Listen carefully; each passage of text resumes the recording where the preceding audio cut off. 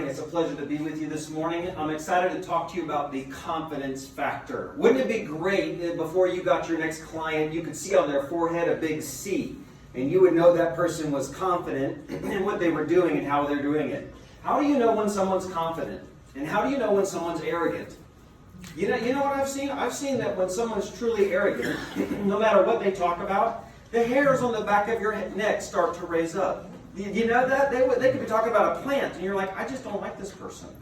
And you don't know really why, do you? It's kind of an intuitive thing. But when somebody's confident, they can talk about themselves all day long, and it's never about themselves. It's about confidence. It's about knowing what you're good at.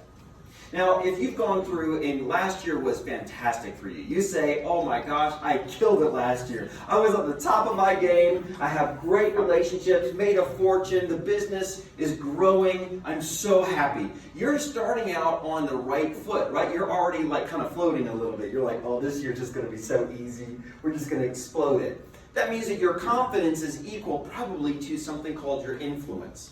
However, if last year was the worst year of your life, let's say you got a divorce, you had a child that died, your dog bit you on the leg and gave you anti-rabies. You had all kinds of things that were happening. And you started this year going, oh man, I hope this year's better than last year. Right? We're going to talk about some things that you can take away as well. So wherever you're at, we're going to be talking about the confidence factor, about how to literally increase your confidence to a point where somebody can look at your face on Facebook, on LinkedIn, on Twitter, on Alignable, and they can tell that is the person I want to meet with. When Carrie Cox was just talking to all of you and she said, I can go on a page, look at 50 girls' faces and can pick out the top 5, I guarantee you she did that because there's something in their eyes that says, I am confident I'm going to win this thing. So how do you know the difference between when you try to do something and you're confident in it? Because if you said to me, David, I'm having car trouble, I will tell you where to go to get your car fixed. I'm not going to come bring tools to your house. You know why? It won't start when I'm done. I know this. This is not something that's a weakness for me that I am afraid to admit. I'm not good with cars. I don't want to learn about cars. I want to pay someone else to fix it. So since that's true, some people take their weaknesses and they take those and actually go against their confidence, saying, I wish I were better in these areas.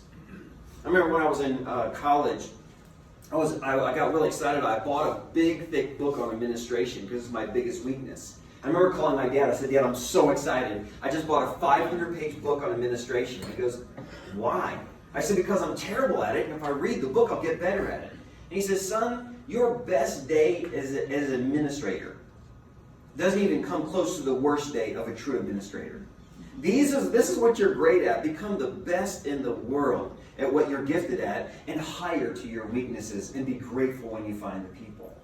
So today we're going to talk about the confidence factor. We've got some points here. We're going to do some definitions, a diagnosis, what the quandaries, what the problems are, a solution, and what you can do to take away something and practice this in your own life. So here's some introductory questions. You have them on your notes. We like to give people notes. There's half the people that have the personality in here that love notes. They want to take them away. And the other half typically loses them before they get to the car. And that's okay too. We'll pick them up as we go. So the point here is, what is confidence and influence? What's the relationship there? What happens if you have too much or too little of each of these? What does that look like for you and your business? Next, how can you grow your confidence to expand your influence? Number 4, what is the line of mediocrity and how does it impact your influence? And lastly, how does influence impact your business? So on January 2nd, 2020, it was very special for me as a person. I crossed the 20-year mark of providing executive coaching around the world. I've started 24 companies and I love helping other people. And here's what I have learned with confidence. Sometimes it's irrelevant. It's irrelevant. I have met with someone who had zero confidence, has lost everything, was trying to start over again, and said, David, I don't believe I can do anything. And I said, that's okay, we can start from scratch. And they said, but I can't do it. No. We're going to help you become successful. And what happened was, the belief of another person in you is equal to what you believe about yourself. Because I have seen too many times how the impact of my belief is on someone else when they don't even believe it. And they said, how could that possibly happen? Because I believed it could happen. And people don't understand that business is all about belief. What you don't believe won't happen. And what you do believe will happen. But you have to have the strategy to do that. So these are interesting questions, and we're going to delve into them over this next hour. So let's talk about what confidence is. This is directly out of the dictionary. So look at this: full trust, belief in the powers, trustworthiness, or reliability of a person or thing. The second definition is belief in oneself and one's powers or abilities, self-confidence, self-reliance, and assurance. That is the definition that we're going to go on today about confidence. So it's belief in other people and what you're doing. So if I said, we have a team of 5 at the Global Equipping Center, and I said, okay guys, we are going to go whale hunting. Anyone have a harpoon? Okay. Nobody on our team has ever been whale hunting. I don't think we're going to do that because people love whales and those kind of things. But I'm saying I have zero confidence in our team to have the ability of renting a boat and going whale hunting. So what are you saying? I mean, I have no confidence in our team to do something they're not called to do. You have a team. They're called your customers. They're called your clients. They're called your staff. If you are not confident in their abilities to do what they say they're going to do, when you try to go to talk to someone else at a networking event about your business, you will hold back because you know you can't trust your team. So when somebody walks up to me and says, hi, I'm a painter. I'm like, okay, what do you paint? No, I paint houses. Okay, great. How long have you been doing that? Oh no, I'm still buying my first brush. I'm not going to hire them to paint my house.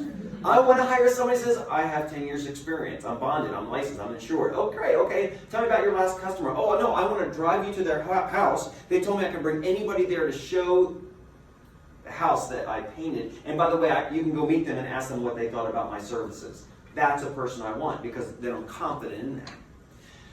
Most people don't know if they're confident in themselves and their team because nobody has asked them those questions. What are you confident about your business?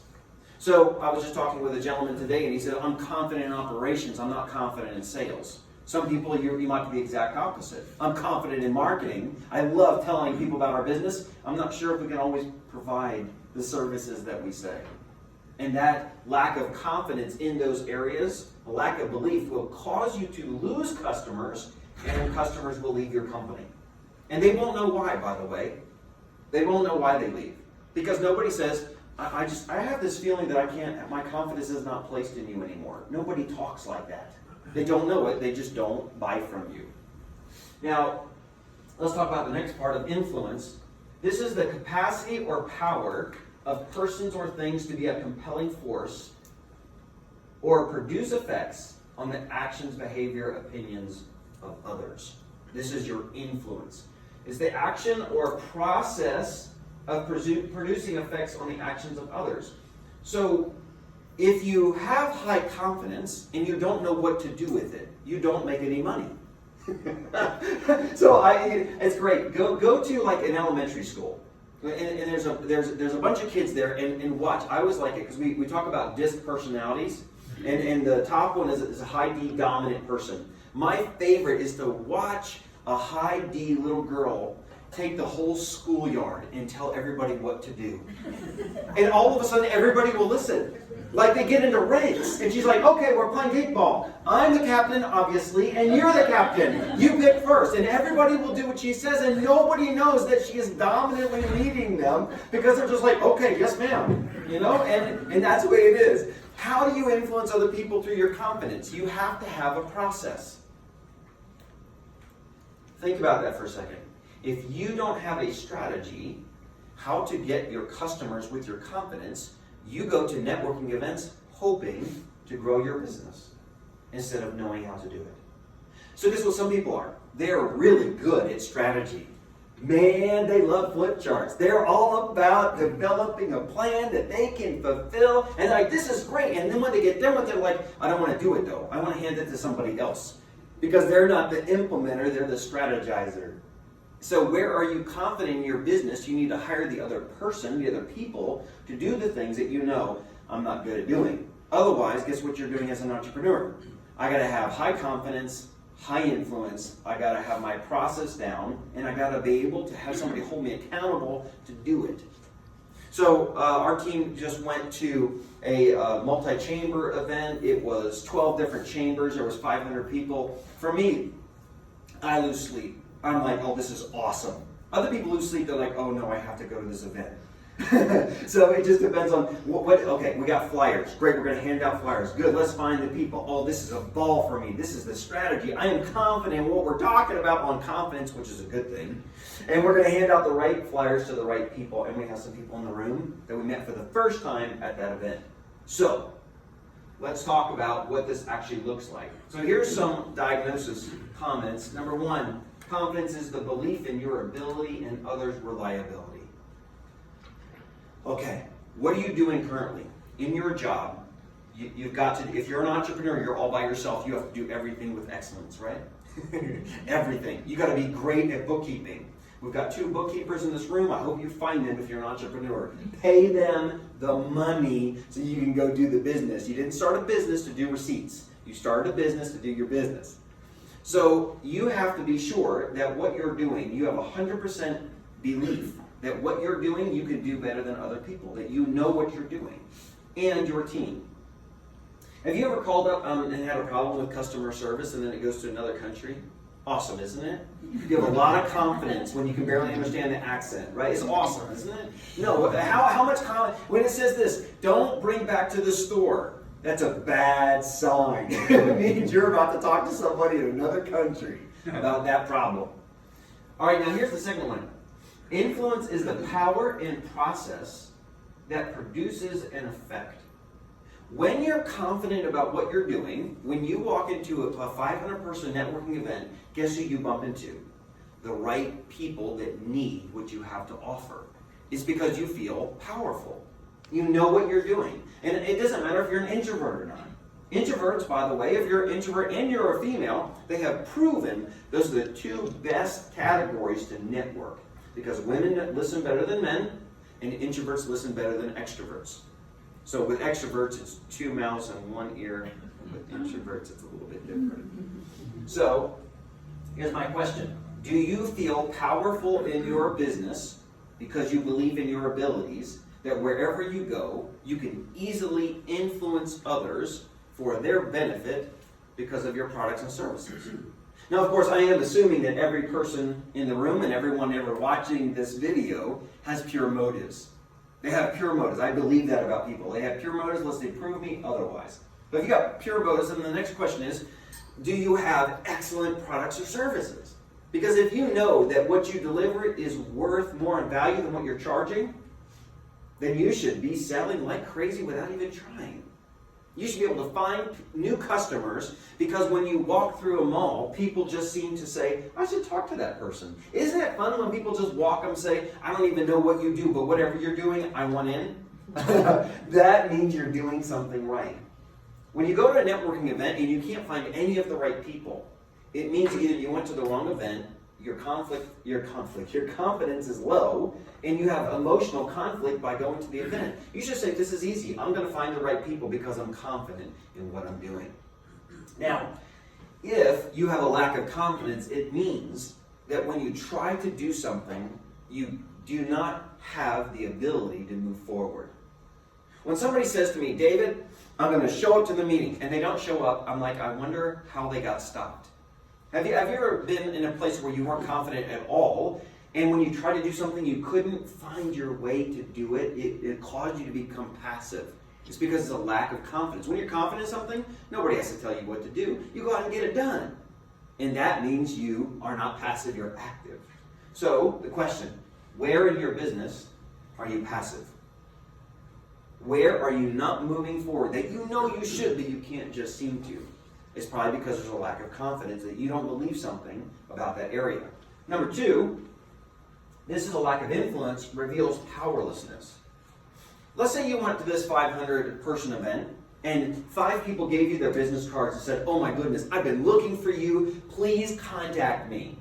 3 weeks later, they're still sitting there, those 5 business cards, and you feel powerless to get to them. what is going on here? There's something wrong with your confidence and your influence. There's a disconnect with what you're trying to do and what you say you do are two different things. I can't tell you how many times I've talked with somebody who said, David, I really want to grow my business. And I give them a perfect idea that's going to double their revenue, and 2 years later, they still haven't done anything with the concept. They are powerless to do something with it. Why not? There's a lack of influence and confidence. So, to find any area lacking confidence in use your intuition to find passivity in your personal and professional life. Now, one of the booklets that we wrote last year was very purposeful. We found that people in business sometimes were so much in their brain, in their cognitive, that they were forgetting about their intuition. So just like Carrie was sharing about how she can look at a page of 50 women and pick out 5 winners, you can do the same thing with LinkedIn. You can do the same thing when you walk into a major networking event. If you walk in with your brain, you're probably going to walk out with people's business cards that are not going to contact you back. It was the wrong people. You have to use your intuition. You have to. If you don't, you're going to be bored in business, and business gets boring without your intuition. When you walk in to see 500 people, if your intuition is engaged, you know exactly the people you're supposed to talk to, and it's so much fun. And you walk up and you shake Travis's hand, and by the time you're done with the conversation, you're like, oh, that is so the person I came here to meet. And then you meet 9 more. So we wrote this book for people that are more cerebral, that want to improve and increase their intuition, so that they find the areas of passivity and powerlessness, so they can go to the next level with their business. Because so far, I have never met a business person that said, I started my company to get poorer. Use your intuition, that will help. All right, so let's look at some more ideas. Where do I need to increase my confidence? Where do I need to increase my influence? Now here's the next part of this talk. Where am I overconfident, and do I have any self-deception regarding my influence? Have you ever met a person who says, oh yeah, I've been on all these, I've done all these things, I've accomplished all these things, and then you find out they're working out of their car, they're living in their car? You met these people? You know what I'm talking about, right? They remember the good old days when they were making a huge impact, they made lots of money, lost everything, and living out of their car. I just talked to a person last year like this. The guy was trying to get a $5 million investment. We were talking with him, and we're trying to help him with his business plan, and come to find out he was living out of his car. And I said, what's the $5 million going for again? Because I thought it was for them. Oh no, then we're going to start the business and I'm going to get out of my car. And that was the last conversation we had. So let's take a look at some of these concepts. A lack of confidence is felt through 3 different areas. And think through these as we go through them. Number 1, an overemphasis on past failures. So I met a lady, I guess about 5 years ago, and I walked up to her and I shook her hand. I said, tell me about yourself. And she goes, hi, my name is Judy Smith, and I do this in my business. And then she somehow went from business onto her divorce and told me about how horrific her divorce was for like 10 minutes. And I was just like, oh my gosh, okay, I'm here to network, but okay, I turned into a counseling session. And I said, okay, so when did this happen last year? You know what she said? 20 years ago. 20 years ago, she was sharing about a wound she had in her life as it happened yesterday. And if you met her, you would say you would never hire her ever because she had no confidence because of the personal problems she couldn't get over 20 years ago. If you majorly bankrupted yourself personally and professionally last year, if your confidence did not take a hit, something's wrong with you. You need counseling to find out what's wrong with you. Your confidence should have taken a hit if you had a bad year. Everybody does that. When you hit low, you shouldn't say, I'm going to get better. No, you should say, well, how did I mess up? Right? But if you don't get healed from it, guess what happens? You take that with you into business, and then people are like, I don't know why I'm not supposed to do business with you, but I don't know why. Because you didn't do your soul work. Because by the way, that's where your confidence comes from, doesn't it? It comes from inside. You can't do something. You can't drink a confidence booster Red Bull. You can't do something and then you get more confidence. Even though Red Bull gives you wings, it doesn't give you confidence. All right, number 2. You can't wallow in self-pity. People that are confident agree about the failures of their past, but they're now over. They're water under the bridge. They've dealt with them emotionally, and now they are the person they are today, and they're confident about what they can do. And lastly, there's no delay. If you have a lack of confidence, there's always a delay when the person gives you the business card. When you contact them back, that lack of delay proves you have a lack of confidence because it's immediacy. When you're immediate with something, it means you are confident that you're going to connect with that person. Now, if you have an inflated confidence, it means you're always talking about your past successes. Yeah, you've met people like that, right? They won't tell you about anything they're doing today. It's what? Well, 40 years ago, when I started this, or when I did that, or when I became a millionaire then, and it's always in the past, and they're telling you about all their successes then. What about today? Oh, no, it's not about today, it's about what I've done. Well, if you knew who I was, well, who are you? Who are you today? So that's the first one. Second one, over-promising and under-delivering. If you're an extrovert, this is a natural way how you make sales, right? This is just part of what you do. I have had to really work on this one because I really believe the best about people and I overshoot, right? And so what happens is when you do that, if you're overconfident, you will say you can do these things and all you can deliver is down here. Now, that comes back to bite you, doesn't it?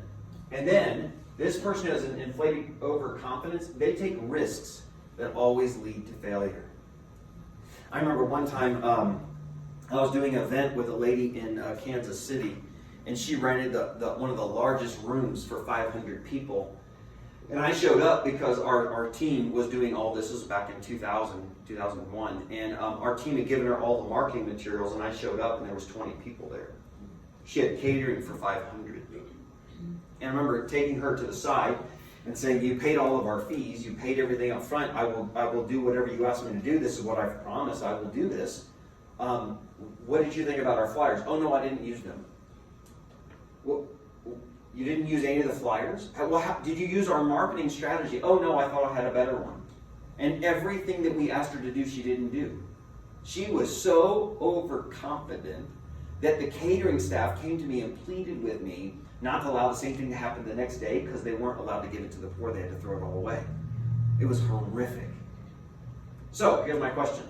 Where are you overinflated or underinflated in your confidence? If you're an introvert, you don't have to worry about being overinflated. You have to worry about not having enough. If you're an extrovert, bring the confidence down, get more grounded, and make sure that you're really confident in what you're doing. Now, if you have a lack of influence, here's what this looks like. There's an overemphasis on personal knowledge. And that's what happens when somebody isn't confident. They try to convince the other person with all that they know, forgetting that that's not how you make the sale. It's not your knowledge. It's something deeper than that, isn't it? All right. Next, faulty plans that don't produce. So here they have developed all of these plans. When they try to implement them, nobody follows them. It means they don't have any influence. Right? What is an influential person? They're able to what? Recruit people to do something. That's what marketing and sales is all about. And then lastly, the inability to sway the population. So in February 7th, 2010, James and Carol Rice and myself started the Global Cooking Center in a place called Durban, South Africa. It has the best curry outside of India because all the Indians that came to South Africa made curry there, and I lived there for the curry, and that's why I was there.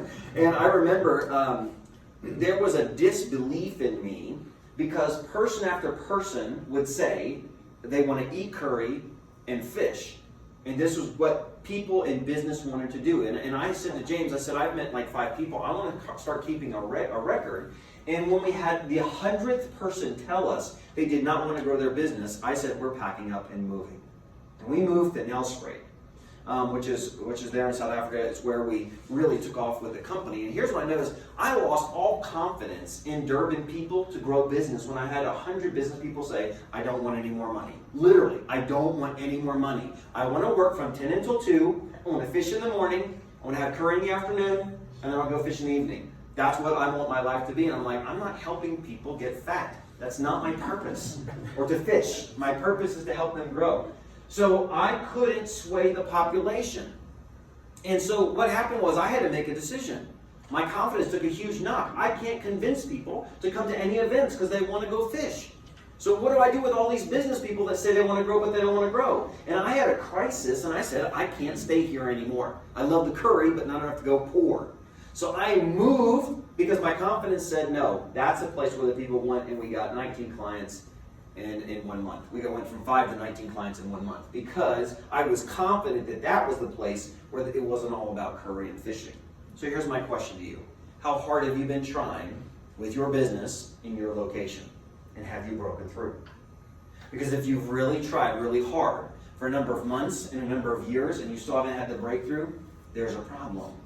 And you need to find what that problem is. Because business is so easy when everything flows.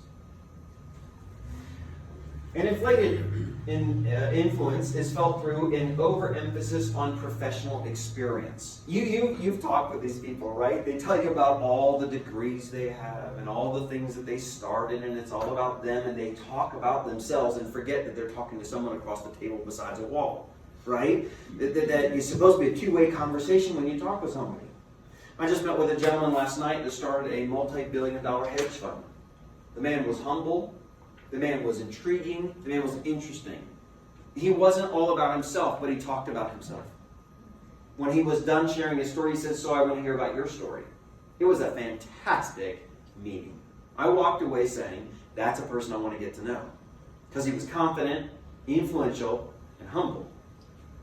Because you leave that third one out, guess what? Your hairs on the back of your neck raise up with a person who acts like they're confident and knows that they're not.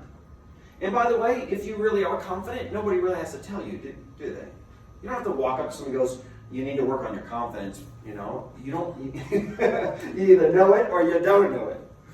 The second one, a person who's got an inflated influence only focuses upon the numbers instead of the impact. This is an important one. When you first start in business, you think it's all about numbers. Right? You want to grow big. You want to get to 6 figures, 7 figures. It's all about how many clients you have. It's all about the numbers. But as you get a little bit older, something else happens to you. You realize it's not just about the numbers. It's about the impact that your business is having upon other people. That there is a literal change in them because of your products and services. So if you go all about numbers and you don't feel like you're helping anybody really deeply down inside, you're going to become stale. Because there's no stimulation in your heart for what you do. I know people right now that make a lot of money that say, I can't believe I get paid to do this. I love what I do, and it helps so many other people. There's tons of people I'm helping. I'm making tons of money. I just love what I do. You need to love what you do because you can't be influential in an area you don't care about. If you don't care about South Africans, don't go there to do business. Because that's what some people do. They try to drum up their desire for their clients or their customers because they don't really care deeply about their products or their services. So if you say, I have the best product, the best service, I love my company, this is so exciting, then guess what? You will find the right people to influence and you'll make an impact in their life. And lastly, a person who's got inflated influence will abdicate responsibility from their results. Now you heard these people, how'd you do last year? Well, there were too many sunny days in Colorado. If it was more cloudy, I would have made more sales. Well, how has your January been? Well, it's snowed 6 times in like 7 weeks, so there's no possibility for my business. There's always an excuse. When somebody has the right amount of influence, they say, here's what I'm doing right, and here's what I'm doing wrong, and it's not personal. You know what I'm talking about? When people have a lack of confidence, you say something, it's like you're stamping on their toes, no matter what you do, but you're just talking about facts. David, what'd you do wrong this last year to not grow the business? This. Great, what'd you do right? This. That's right. Is it personal? No, it's not personal, but I'm not doing this year. So when you have a confident person, you're able to say, you're not doing well in these areas, and the person says, yeah, that's right. If the person has gone through a bad year, you got to be really careful, especially if you're coaching them, how you tell them what to fix, or it's very personal, right?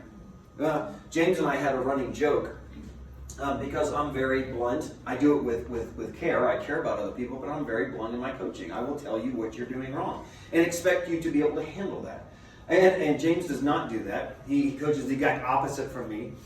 He serves differently, and I remember I met with 3 of his clients, and all 3 of his clients fell out of the coaching program the next month. He goes, David, I don't want you to meet with any more of my clients. And I'm like, well, James, get healthier clients. Now we coach together. Okay, so here's what it is. Here's the quandary. How do I grow my confidence in order to expand my influence? That's the question you want. Where are the areas and how do I do this? All right, so let's take a look at this. Here is the line of mediocrity. Now, when you go and, let's say you're not a vegan or a vegetarian, you like steak, okay, you like meat. So any vegans, vegetarians, my apologies. And you go to a steakhouse and they bring out the steak and you ask for medium rare and you bring it out and it is blackened on the inside and the outside. You don't know how they blackened it that black. And you look at this steak and you're like, but I asked for medium rare. And they said, no, we decided you needed well done. We looked at you and we decided what you need to eat. Okay. What's going to happen? That's a mediocre steak. I'm not even touching that thing. You know when something's mediocre because it doesn't make an impact on you. When you go to a nonprofit event, if it was done so-so, you will forget you went. When you go to an amazing event that a nonprofit put on, you'll say, I won't miss it next year. Do you have a postcard to save the date? I want to make sure I make it there. So when something is really amazing or really terrible, you remember. But when it's mediocre, you don't remember anything about the person. So when you think about it, it's usually the bad experiences in your life that really leave a really deep, lasting memory that you can share with others immediately. So I'll give you one. Okay, so I use a bad illustrations I've had in the U.S. when I travel internationally in South Africa. I talk about things over there, and then when I'm here, I talk about bad experiences over there. And I have to tell you, one of the worst experiences I've had with 2 restaurants. One of the restaurants in South Africa I love is called Nando's Chicken. And Nando's has got a very close place in my heart, you know, God, country, Nando's, it's like that. So what I did is I went to the mall, and there was a Nando's here, and there was a Dross restaurant here, which is a brewery. And I said, okay, what I want is some chicken, some Nando's chicken, and I want a beer. And so what I did was I came and I ordered my Nando's chicken, and I went over, I got my beer, and I brought my beer over here. Except I forgot that Nando's at that place in Durban was halal, which doesn't allow alcohol. So I said, okay. So, you know, I brought my alcohol over, and then they said, no. And like 5 servers rushed me and said, you can't drink here. I said, okay. So I took my Nando's little basket there with the different sauces and my beer, and I walked back over, and I came in and sat down at Dross. And then they delivered my chicken. So I brought the chicken, and I took the chicken, and I brought it over here, I started eating chicken. Next thing I know, the server comes over and says, you can't have the chicken here. And I said, but I bought the beer here. And they said, yeah, but we serve chicken too. I said, do you serve Nando's chicken? And they're like, no. And I said, okay. So I took my Nando's chicken, and I took my beer, and I took the sauces, and I walked back over, and I sat down. And all the servers came and rushed me. And then I said, well, I don't know what to do here. So I went back over, and then the manager came. And they started, you know, saying, you can't sit here and have Nando's chicken. And the Indian guy next to me started swearing at the manager, saying, let the poor white man eat his chicken and beer. And I'm like, do you want me to sit in the middle of the 2 restaurants? It was terrible. I was trying to just make everybody happy by paying them. It didn't work. So when I say to people, hey, go to Gateway Mall, whatever you do, don't go to that Nando's, don't go to that Dross. I have had people that won't go to either one of those restaurants after I share that story with them because I hurt their business because they hurt me as a person. All of us have been hurt by other people in business. They overpromised, underdelivered. They didn't keep their word. They said they could do these things and they couldn't. All of those things make you into who you are today. Either you're bitter or better. And the mediocre things you've forgotten about. You don't even remember the relationships that were mediocre. It's like oatmeal with nothing on it. And you've forgotten. So let's look at this. The lack of belief is my personal development has no impact on my marketplace success. What you did in 2019, whatever year this is, whatever you did last year to develop yourself as a person has direct influence on your cash flow. That's why we do coaching. Because we coach people to grow deep, to go high. Because you know the people. It's called the media industry, right? And the teenager that went too big too quick. What happens? Their relationships go down the trash, they go into drugs. Why is that? You know why? They don't understand this line. So let's look at the line of mediocrity. So here's what the first one is. It's your influence. Now, your influence will only be able to grow to the height that the depth of your confidence is. Because if you grow too quick, too high, it will collapse because you're not able to cope with the success. So it's all about the law of momentum. Now the law of momentum is just like the law of gravity.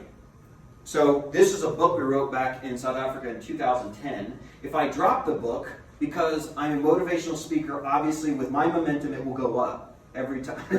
No, it goes down every time. Why? Because it's a law. If you don't understand the law of momentum, you will not know how, when your confidence is huge, how to actually explode your organization. The law of momentum teaches you the formula of how to do that. And we put them on a ship for 6 months, and somehow they made it from South Africa to Fort Collins, Colorado. If you want one, they're for purchase over at the table.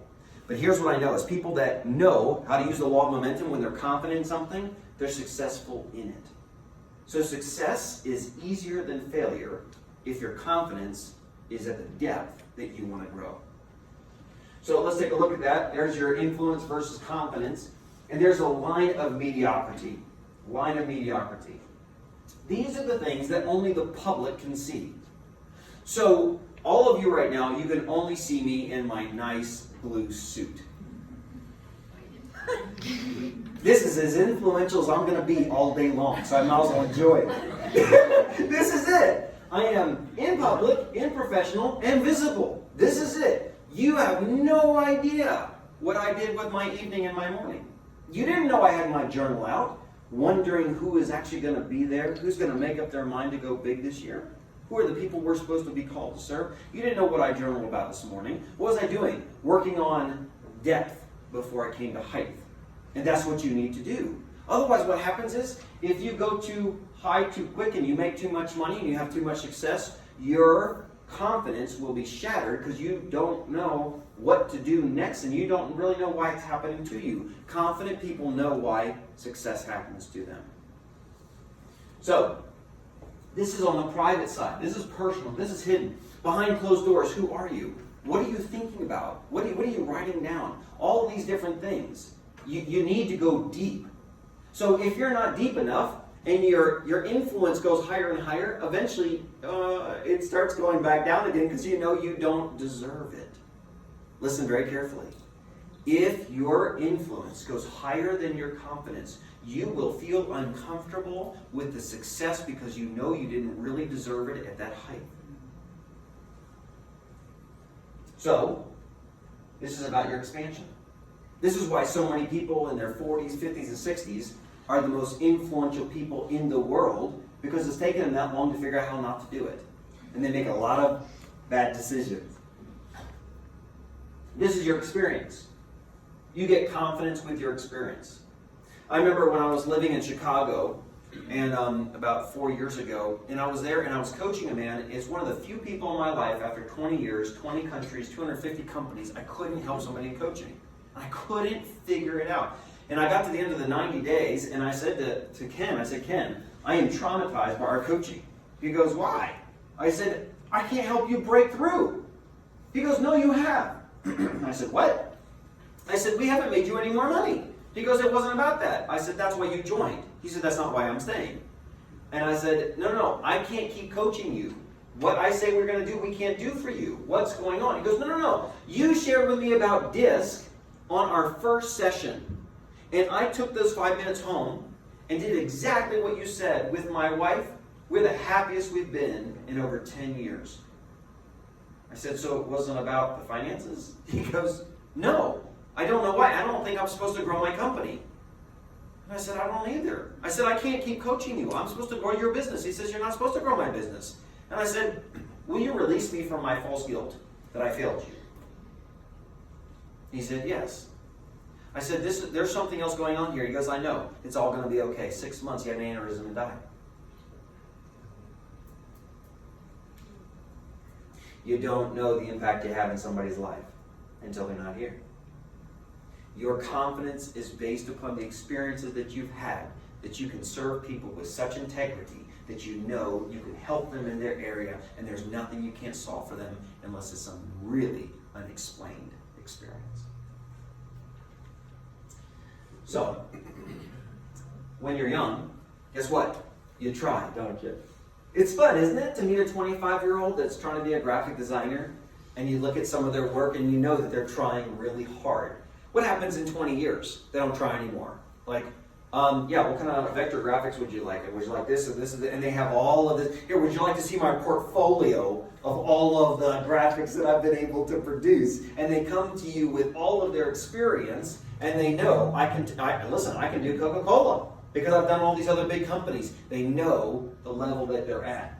So trying becomes triumph at the same time that the questions cease and the statements begin. When I meet a brand new entrepreneur, they just started a new company, or maybe they're doing something they shouldn't be doing for 5 years and they're hating it, they always have kind of a tone like a Jewish person, you know? Well, maybe I might be an executive coach. And they go up at the end of like a question, you know, and you're, well, are you one or aren't you one? And that's kind of how it is, and that's what the questions are. So your confidence and your influence, it's not about numbers, but everything's about numbers. Because you typically don't have one client, right? You don't have one big client. I hope you don't. If you do, and they die, or their business goes under, you've lost everything. So it is about numbers. So confidence is a natural progression. It can be duplicated regardless of the individual's history.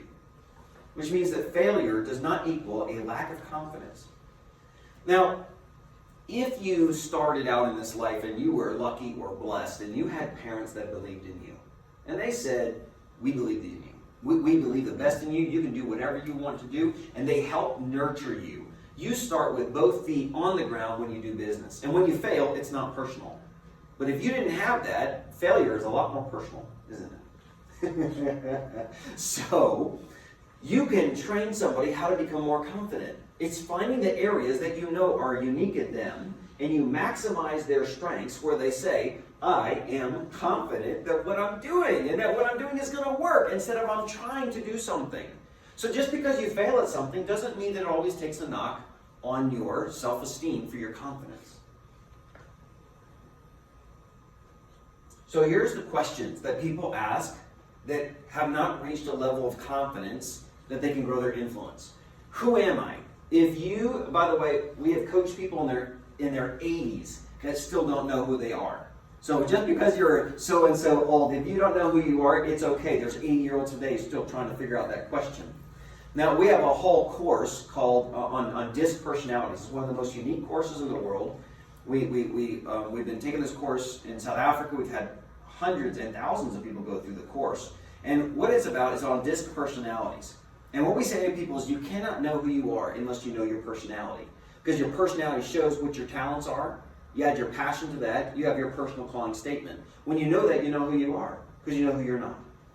If you don't know who you are and somebody comes up to you and asks you to do something, guess what you say? You have to say yes, because you don't have the authority to say no, because you don't know who you are.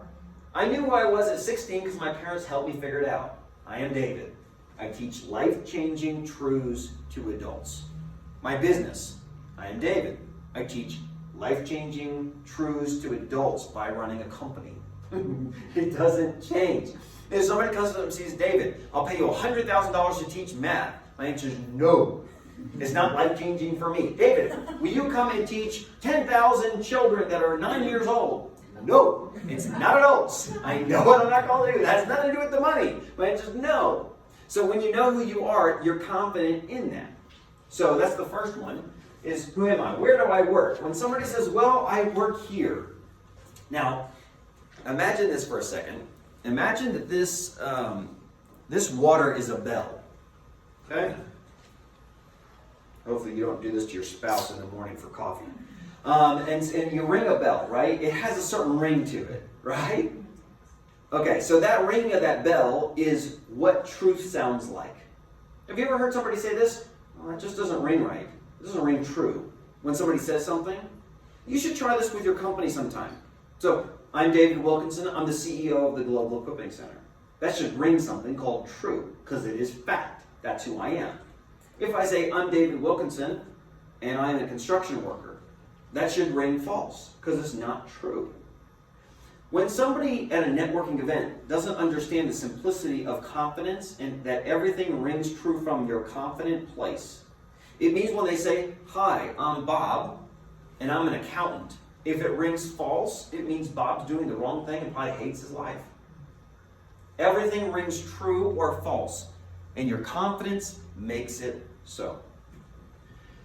What you should do. Oh, well, who am I? Where do I work? What should I do? These are all things that go against your confidence because you haven't figured out what to do yet. However, once you know these things, guess what the questions do? They turn into statements. And now all of a sudden you walk up to somebody and you say, "Hi, I'm David. I'm the CEO of the Global Equipping Center. We provide executive coaching for people at all levels of life and in business, regardless of who they are or their color or creed."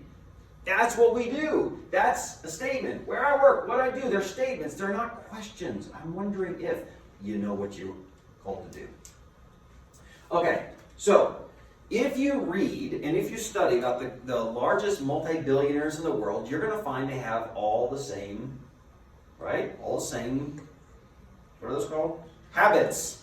They have all the same habits. You know what multi-billionaires do? Journal. Now, I know there's at least half of you in the room that hate to write. You don't like your handwriting. It's not for you. It's for your business. It's for your customers. So what you're going to do is you're going to get your journal and you're going to write down some questions and you're going to ask yourself some very hard, thought-provoking, mind-gripping, and sometimes emotionally ripping questions that you have to answer and ask yourself about your confidence moving forward. So if you say, "David, I made the most money last year than I've ever made in my life," your confidence has got to be high. "No, I don't really deserve it." Confidence is low. So let's look at some of these questions. Here's the first one. Where is my belief level concerning my abilities in my organization? So you say, "David, where's your level of belief about being an executive coach?" 100%. Leading, 100%. Curriculum development, 100%. Speaking, 100%. Where is it low? Administration, follow through, financials. That's what James does. So there's my level of belief. How much do I believe in James doing these things? Oh, 100%. Me? 0. So that's where I am. So here's my question. Where do you feel like you haven't succeeded in your business? Where's your lack of belief in your abilities? If you're an entrepreneur, good luck. Right? Because you have to do everything all the time in order to be successful. Number 2, how reliable are my staff members and my current clients? Here's the scary thing. It's called the law of expectation. They've proven this with school teachers with children. You've heard this story, I'm sure you have, where they took a school teacher with 40 kids in the 4th grade, and they said to the school teacher, and nobody knew it but the school teachers, this is private, and they said to her, "This class is the worst. We took all of the children in the county and put them all, they've all come from broken homes. They're terrible children. They can't understand anything. And you've got them for 3 months. Good luck." And then the next class, they said to her, "And by the way, we took the best of the best and put them in this class." And everybody knows what happened at the end of the 3 months. Amazing. All of these kids got C's, D's, and F's. And all these kids got A's and B's. How did that happen? Her expectation of her customers is more important than what her customers could actually do. Do you know why we do executive coaching? Because our belief grows other people's companies and they can't stop us. You cannot stop the belief of another who is behind you. Unless there's some major blockages, it should be an absolute ball to be in business. Where's my influence low and high, and why do you believe this is accurate? This is our largest Lunch and Learn paid event in Colorado in 5 years. The reason why it is because of 4 years getting people to come to Lunch and Learns. Because most people don't have the time to do them. When you have the right, how did they have it? This is the most influential meeting we've had in 5 years. Why? Because if every single person takes 1 point from this meeting and implements it, Colorado's going to be a different place tomorrow.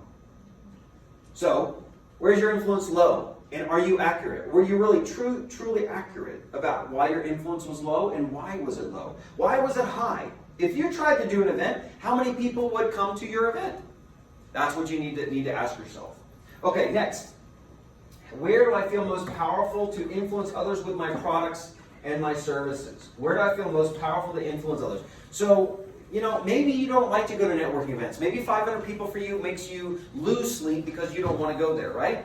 So here's what happens. Then you need to find where do you feel most powerful. Now I know some people feel most powerful at Starbucks.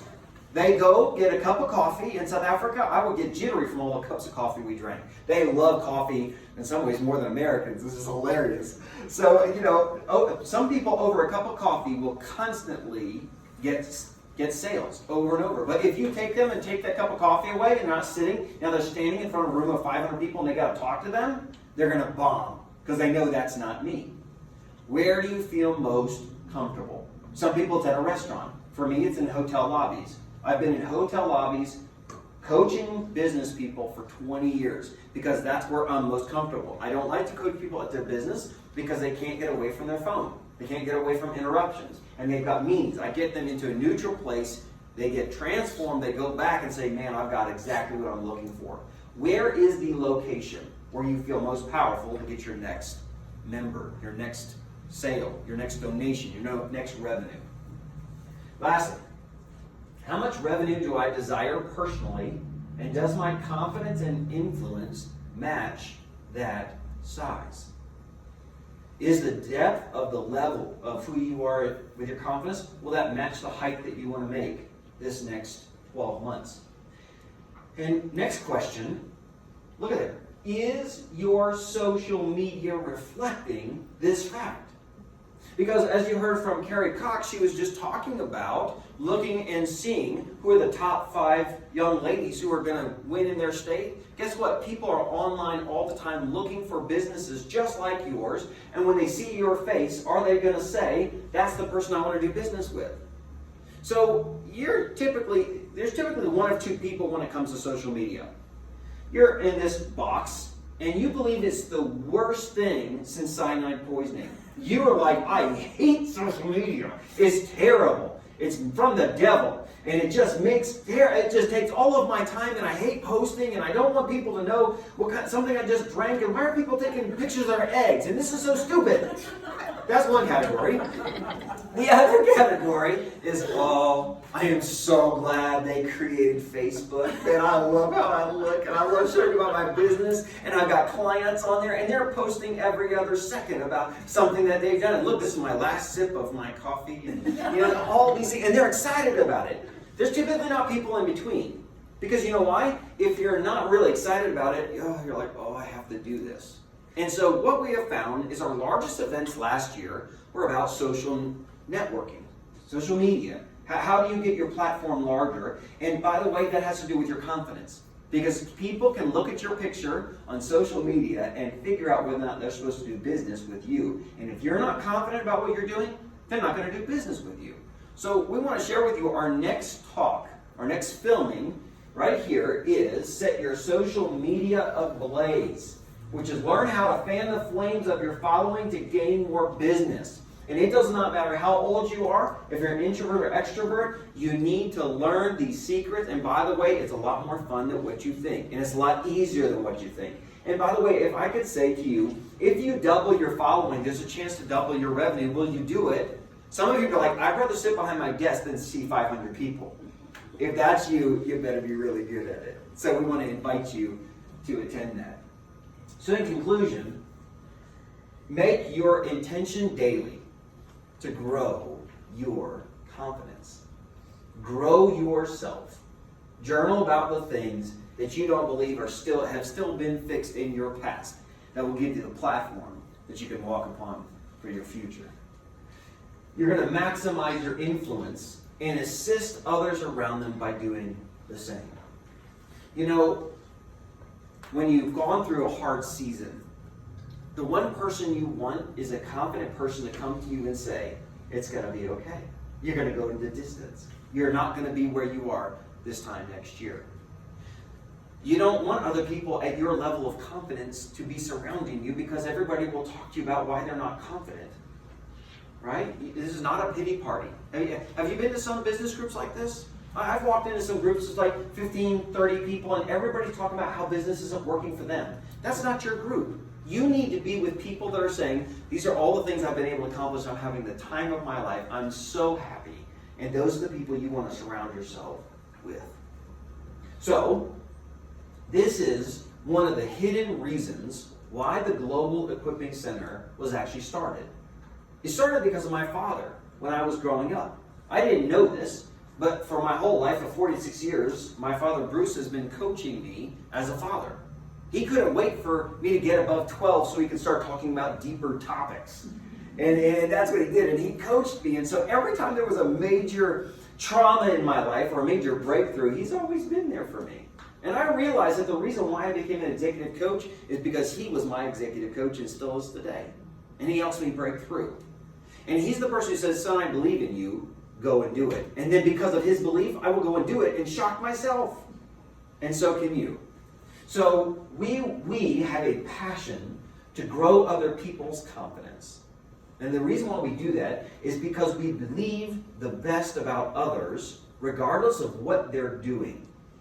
And if we believe incorrectly and you prove us wrong, we're going to help you change what you're doing in a way that we'll believe in and that you believe in, and then you'll be successful in that.